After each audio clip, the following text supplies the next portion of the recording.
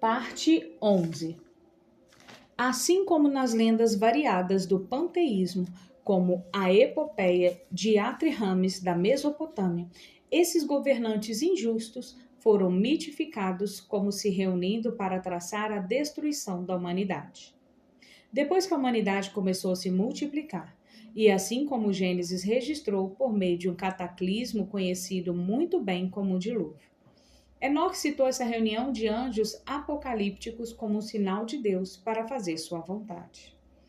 Apenas Noé, de acordo com os evangelhos gnósticos, foi poupado pelos esforços heróicos de um arconte conhecido como governante das forças, provavelmente Sáquila. Mas este aviso por um arconte foi provavelmente entregue a um de seus descendentes, um Nefilim, ou um sobrevivente selecionado do povo do sexto dia, ao invés de Noé. Noé foi avisado, mas foi avisado por Deus e não por um arconte. Provavelmente o mais famoso dos observadores eram Azazel e Shemiasa, o observador-chefe. Eles foram os líderes dos 200 e foram um ou dois anjos originais a pedir permissão a Deus para habitar entre os humanos, de acordo com King Knight e Lomas. Foi Azazel quem foi encarregado, de acordo com o livro de Enoque, de ensinar à humanidade as habilidades da guerra, a arte da joalheria e todas as formas de vaidade e arrogância. A mesma acusação foi registrada Guerra no Céu, o livro de Megadriel. Azazel também foi encarregado de ensinar as artes da joalheria, maquiagem, trabalho em metal e medicina, junto com a promiscuidade e o prazer sexual ilícito.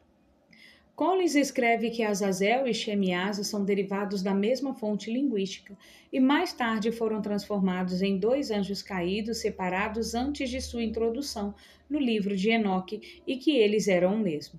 Se Azazel e Shemiasa eram o mesmo, então devemos atribuir os crimes de Shemiasa, que estava ensinando à humanidade as artes do corte de raízes e artes mágicas, a Azazel também.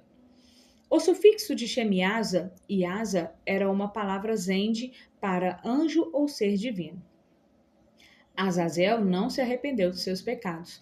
De acordo com Knight e Lomas, ele continuou a desviar a humanidade até a catástrofe do dilúvio.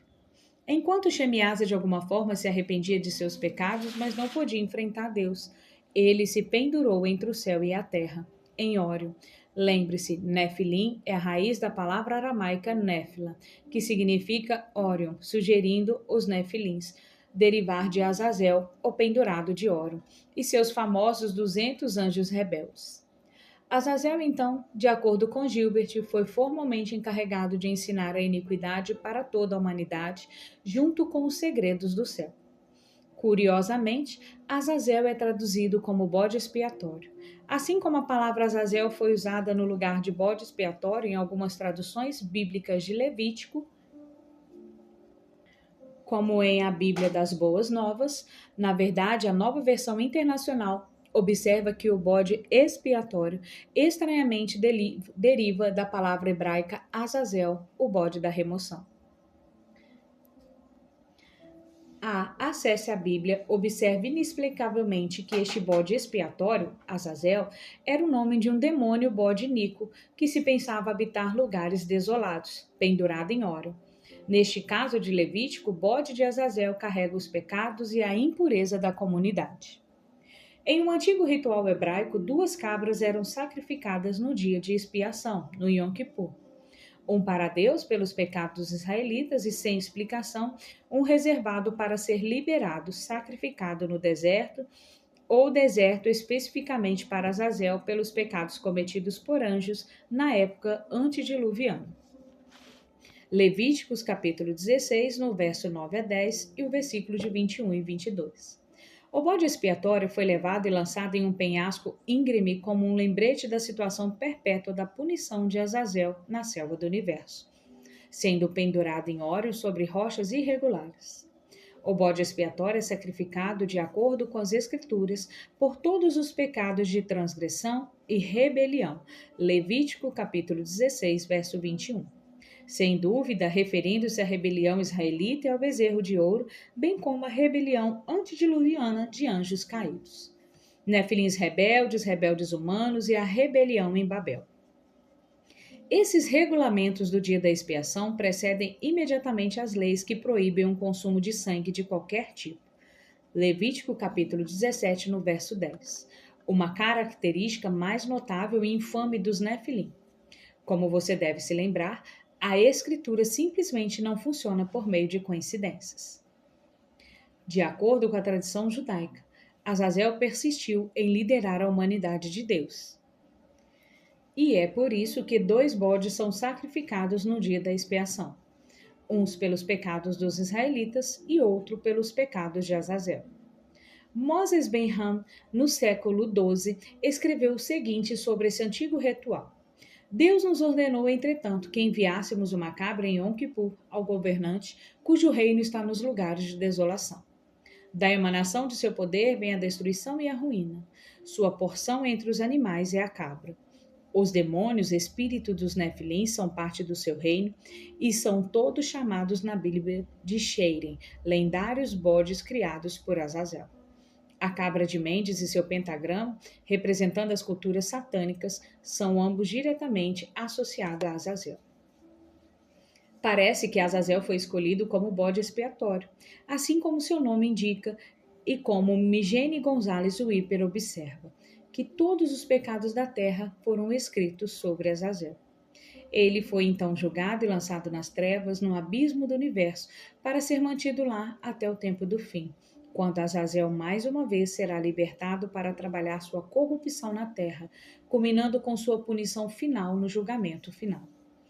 O livro de Enoque cita Azazel sendo amarrado e lançado em um lugar chamado Dudael, Órion, onde pedras denteadas foram colocadas sobre ele e onde ele permanecerá até que seja lançado no lago de fogo. Incluindo as violações contra a criação, estava o líder dos 200 observadores, Shemias, que já identificamos como Azazel. Shemias é conhecido alternativamente como Sumiasa, de acordo com o livro de Enoque. Shemiasa também ensinava feitiçaria e guerreava. Shemiasa também dormiu com mulheres e criou gigantes conforme sua própria espécie. Ele produziu machos nefilim chamado Iva e Uia. Shemiasa, em várias lendas, forneceu o nome de Deus a Istar para sexo, e ele foi, portanto, julgado e enforcado por toda a eternidade no abismo. Todas as evidências apontam claramente para Azazel e Shemiasa sendo o mesmo gangster celestial notório. No capítulo 3, observei que Deus realmente repassou a retribuição aos anjos rebeldes que corromperam a época antediluviana com o seu espírito imortal. A Bíblia fornece detalhes que mostram que isto é biblicamente factual e separado da punição de Azazel. A acusação era clara e simples. Assim como o dicionário de Anger observou que a procriação dos anjos com a humanidade era uma união totalmente antinatural, violando as ordens de existências criadas por Deus. Aprendemos mais com Pedro que Jesus, após sua crucificação, enquanto ele ainda estava na sepultura por 3 dias. Visitou aqueles anjos condenados na prisão, reafirmando claramente a acusação de que aqueles anjos foram, de fato, presos por seus crimes cometidos nos dias anteriores ao dilúvio. 1 Pedro, capítulo 3, do verso 19 a 20. Muitos supõem que Jesus visitou aqueles condenados angélicos para demonstrar e enfatizar claramente que, por meio de sua ressurreição inesperada, seu destino havia sido selado e sua data com o julgamento divino confirmada.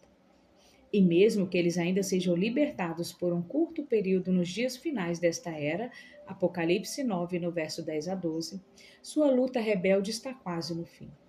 Lembre-se, o Alcorão registrou claramente a escuridão rebelde e os anjos falharam em antecipar o Deus Altíssimo, planejando a ressurreição da humanidade para a imortalidade e eternidade por meio de Jesus. Os anjos que Jesus visitou eram os mesmos anjos que se rebelaram anteriormente, junto com Lúcifer, em uma época anterior à era da humanidade. Esses arcontes foram claramente reconhecidos como os rebeldes citados em Judas, que perderam suas posições de autoridade e abandonaram o céu. Eles foram aprisionados, acorrentados em correntes eternas e agora aguardam o grande dia do julgamento. Essas curiosas posições de autoridade que os anjos rebeldes perderam estavam na categoria antediluviana, conhecida como governantes, os vigilantes, Grigori, arcontes, assim como Deus designou as nações aos arcontes antes da ida de Adão, registrado com precisão em Deuteronômio. Esses eram de fato os governantes decaídos, a máfia celestial e os deuses incompreendidos no Monte Olimpo e no Monte Zafon na mitologia grega e mesopotâmia. Capítulo 13. A vingança de Lúcifer. O Senhor disse a Satanás: Onde você esteve? Satanás respondeu ao Senhor: Divagar pela terra e vir nela. Jó, capítulo 2, versículo 2.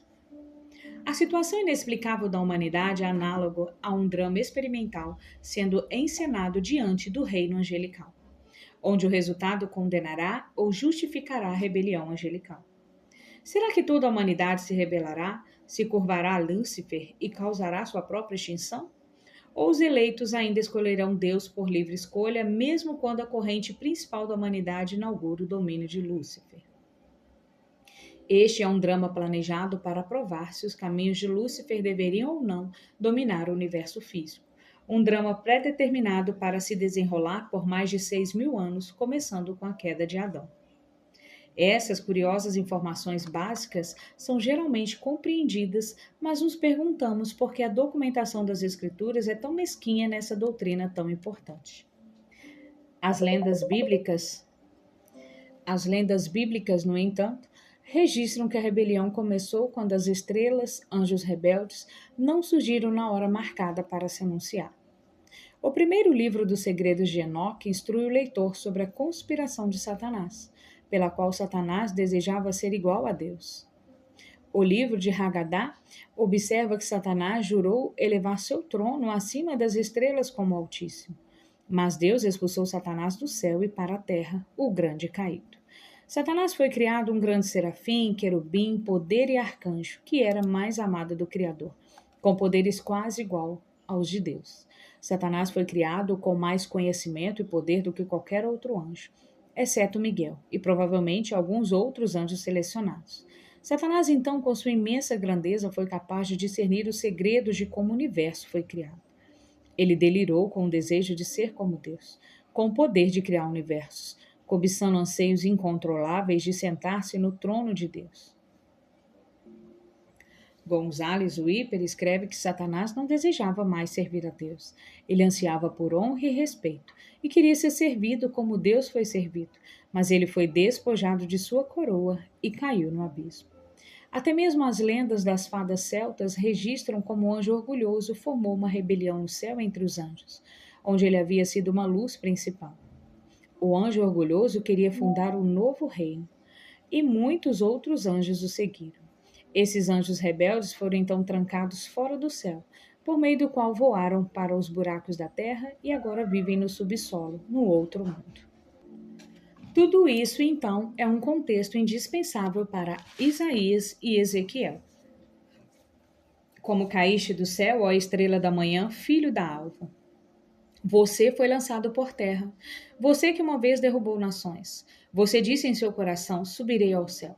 Vou erguer meu trono acima das estrelas de Deus.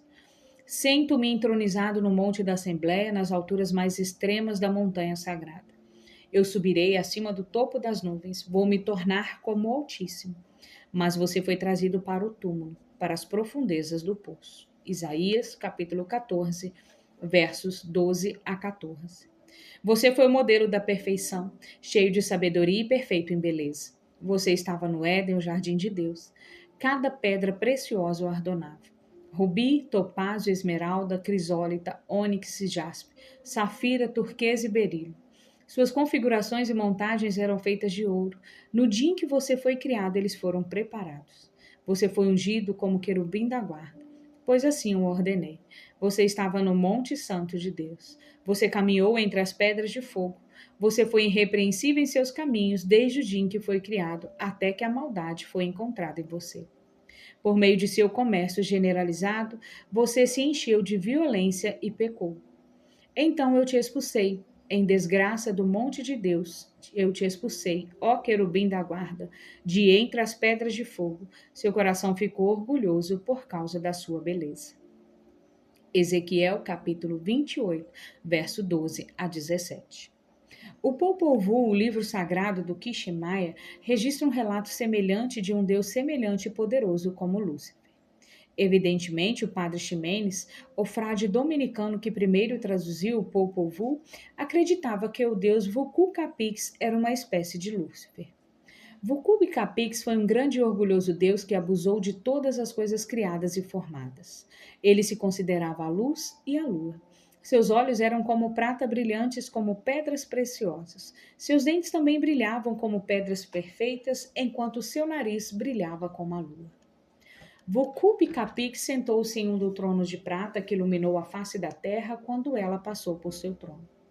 Este foi o deus Quiximaya que subsequentemente forneceu fogo à humanidade desde que ela o adorasse, assim como Lúcifer fazia nas lendas ao redor do mundo.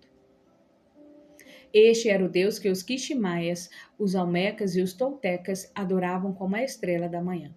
A grande estrela que nasce pouco antes do Sol ao amanhecer, o planeta Vênus. Vênus, Vucu-Capix, era o deus planeta que carregava o Sol em suas costas. Era o planeta, deus que os Quiximaias, Olmecas e os seus ancestrais adoravam sobretudo, exceto o Sol. Vucu-Capix, o pai de dois gigantes, possivelmente Caim e Emanca, Sete, os fundadores de uma raça gnóstica de gigantes, tornou-se vaidoso, sua única ambição era exaltar-se sobre tudo e dominar. Tudo o que tornava esse deus orgulhoso e arrogante foi então tirado dele por outros deuses. Todas as riquezas, todas as esmeraldas e todas as pedras preciosas que haviam sido seu orgulho na terra. Vucu-Capix foi registrado gritando ao cair de uma grande árvore Nantes, em uma alegoria muito semelhante a Lúcifer caindo do céu para a terra. O Alcorão testifica ainda mais a validade da rebelião angelical, quando Lúcifer caiu da graça e do céu. Lúcifer é referido como Iblis e Satanás no Alcorão. Quando Satanás se recusou a se curvar a Adão, Deus acusou Lúcifer de ser arrogante e rebelde, bem como por ser orgulhoso. Iblis foi então expulso do céu, mas ele teve permissão para enganar tanto os humanos quanto ele pudesse até o dia do julgamento.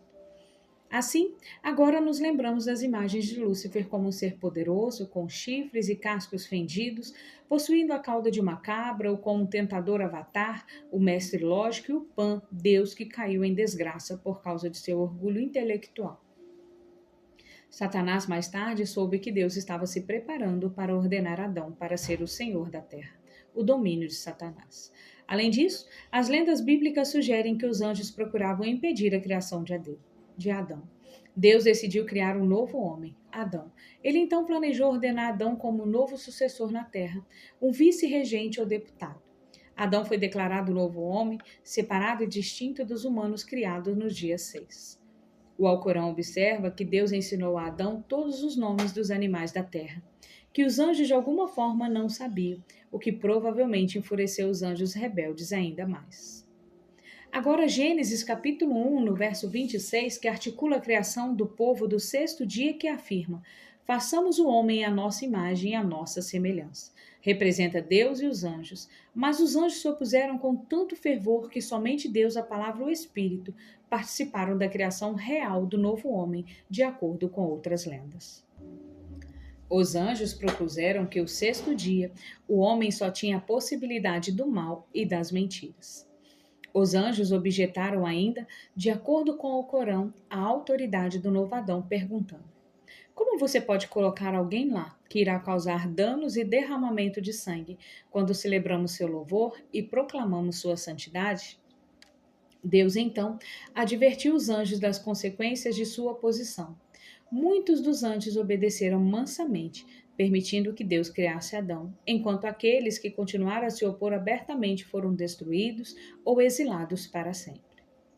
Na verdade, Ginsberg escreve que muitos dos reinos angélicos mais tarde ficaram com ciúmes assassinos de Adão, por causa das incríveis bênçãos que Deus concedeu a Adão. Mas Satanás era o mais ciumento de todos os anjos. A insurgência da rebelião angelical está de acordo com Ginsberg intrínseca e intimamente conectada à oposição angelical à criação de Adão. Assim, a oposição a Adão foi alimentada pela rebelião angelical, que mais tarde alimentou a conspiração do ódio de Satanás contra Adão e todos os crimes mais tarde lançados contra Adão por Satanás, os anjos caídos e a descendência de Caim. Assim, os anjos rebeldes coabitaram com as filhas do sexto dia e depois traíram os segredos eternos do céu, que haviam sido preservados para sempre apenas no céu. A sua progenie legítima, os descendentes misturados de Caim e Nefilim. Por favor, considere que Adão foi um mamífero mortal criado a partir de argila e geneticamente parecidos com primatas ou macacos, enquanto os anjos serafins eram seres poderosos e imortais criados a partir de fogo sem fumaça. Os serafins eram pré-Éden, seres semelhantes a cobras, dragões, completos com asas. Os anjos serafins eram obviamente mais parecidos e confortáveis com dinossauros extintos e formas de vida semelhantes a répteis de épocas antigas, que eu concluo que os anjos serafins provavelmente participaram da criação, e à sua própria imagem, sendo como serafins reinaram sobre a terra como arcontes e governantes. Portanto, os ímpios anjos serafins consideravam Adão um mamífero semelhante aos primatas, recebendo bênçãos incríveis de Deus como um insulto de proporções imensas e sem precedentes. Os anjos serafins teriam persistente e persuasivamente mantido com Deus, que talvez um ser semelhante a uma serpente, como o crocodilo, ou a serpente pré-Éden, deveria ter recebido essas bênçãos e herança, e não um mamífero. As bênçãos únicas e especiais oferecidas a Adão foram muito mais longe do que meramente ser o Senhor da terra. Na verdade, pode-se entender facilmente como e por que os anjos continuaram a se rebelar e se opor à humanidade, uma vez que compreenderam completamente as ramificações das bênçãos. Lembre-se, depois da rebelião angelical, a terra caiu sobre a sombra, governo e domínio de Satanás e seus compatriotas rebeldes. Lembre-se de que Adão era o novo homem, a versão melhorada das pessoas do sexto dia. Assim, Adão teria herdado todas as bênçãos concedidas no dia 6 como seu sucessor legal e como progenitor de todos aqueles que viriam a seguir e que eventualmente herdariam a eternidade por meio de Jesus. As incríveis bênçãos concedidas a Adão são mencionadas no Salmo 8, no verso de 4 a 8. O que é o homem que você está atento a ele? Você o fez um pouco menor do que os seres celestiais, os anjos, e o coroou com glória e honra. Você o fez governante sobre as obras de suas mãos. Pusestes tudo sobre os seus pés, todos os rebanhos e manadas, e os animais do campo, as aves do céu e os peixes dos mares. Lembre-se de que a terra originalmente caiu sob a autoridade completa de Satanás e seus arcontes celestiais. Esta é uma revelação de tirar o fôlego, e foi um ataque direto à autoridade do reino angelical por Deus, em favor dos humanos. O Salmo 8, do verso 4 a 8, pode deixar a autoridade de Adão e a herança futura por meio de Jesus aberta à especulação, mas Hebreus não. Hebreus capítulo 1, no verso 2 a capítulo 2, no verso 14, declara essa doutrina específica. Primeiro, Jesus foi designado herdeiro de todas as coisas por meio da criação do universo.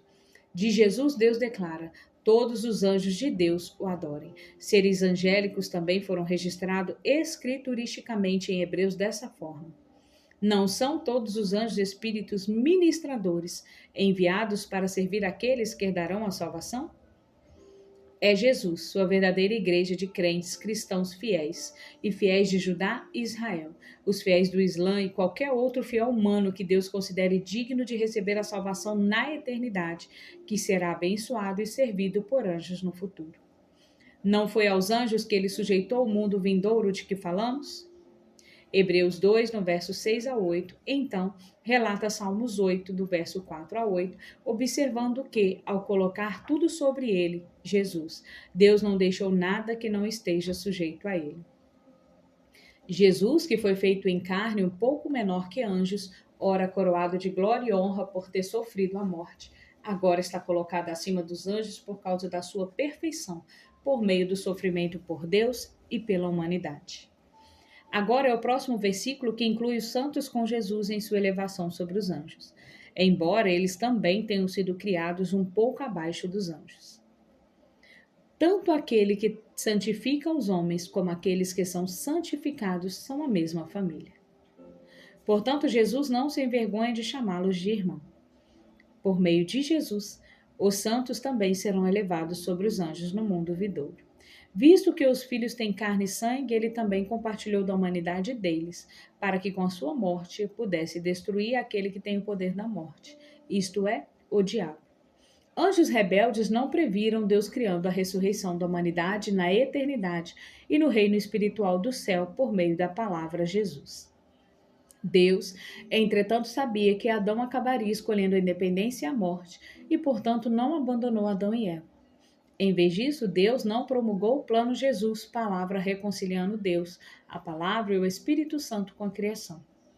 Através do sacrifício da palavra, Jesus, criador do universo físico, quando Deus falou, palavra, todas as coisas foram criadas, Gênesis 1, do verso 1 ao 31, a ressurreição deteve a insurreição angelical.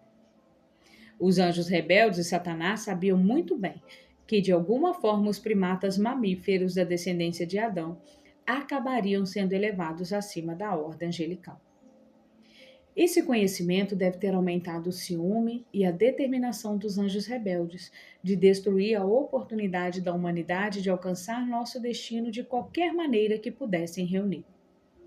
Veja, se a humanidade não tivesse sucesso em produzir, através de Israel e Judá, o Messias e, portanto, o sacrifício expiatório da palavra, criador do universo físico e sua ressurreição, tudo teria sido perdido para a humanidade após a queda de Adão e Eva no Éden, deixando os anjos como os nossos superiores eternos.